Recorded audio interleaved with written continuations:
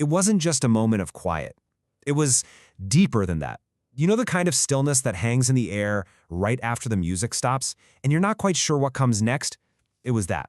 So this is an explainer about a place, but it's really about more.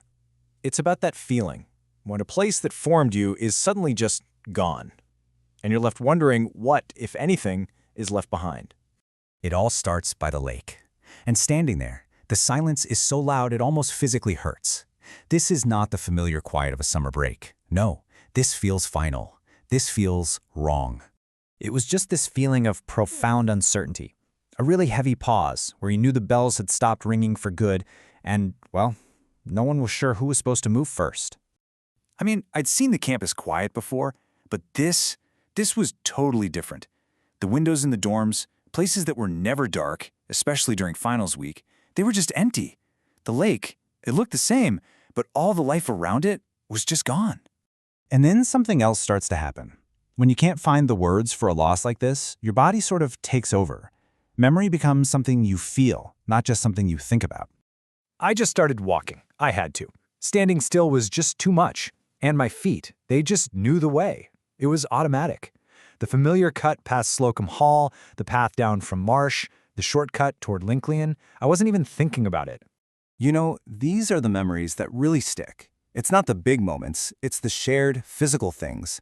That specific crunch of gravel in the spring, the library door you had to put your whole shoulder into, or just the way the light would hit those old windows just right. And then, the stables. Before you even see anything, the smell hits you. That mix of sweet hay, old oiled leather, and damp earth. It's a smell that just grounds you instantly. And then you hear it, the sound of hooves, before the rest of the campus was even awake. And this feeling was strongest with a horse named Casey. He was remarkable. He taught a lesson you could never, ever get in a classroom. He didn't care about your stress, your grades, your GPA. He just needed you to be there, fully present. Every single morning at the stables, that was a promise you made. A promise to be patient, to be responsible. You learned that taking care of something, really caring for it, wasn't just an idea. It was an action. It was something you did. And that feeling went way beyond the stables.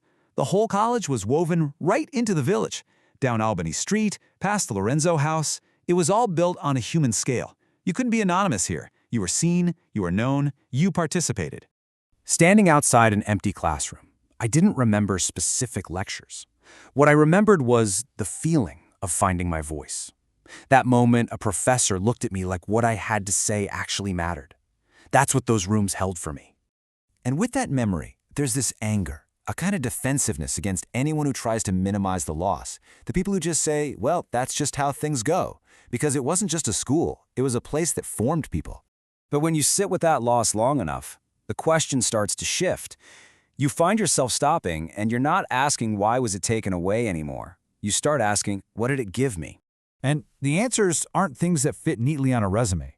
It gave the confidence to speak up, the patience to actually listen to someone without rushing them, a sense of belonging that was quiet and real. It gave an education that felt like a relationship, not some transaction. So what happened to all of that? All those lessons, that formation? Did it just vanish when they locked the doors for the last time? No.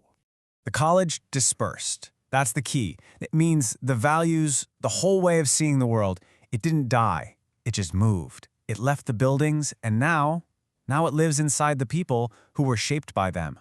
And that is a profound realization. What I learned from that horse, Casey, what I learned in those small classrooms is showing up now in how I teach, in how I mentor, and how I show up for other people in my own life. So the true legacy of the college isn't a quiet campus by a lake.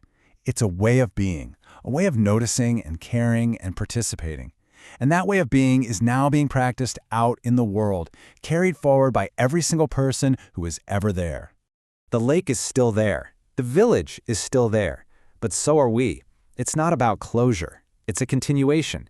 And maybe that's the most important thing a place can ever really give you. It doesn't just teach you how to begin. It teaches you how to go on.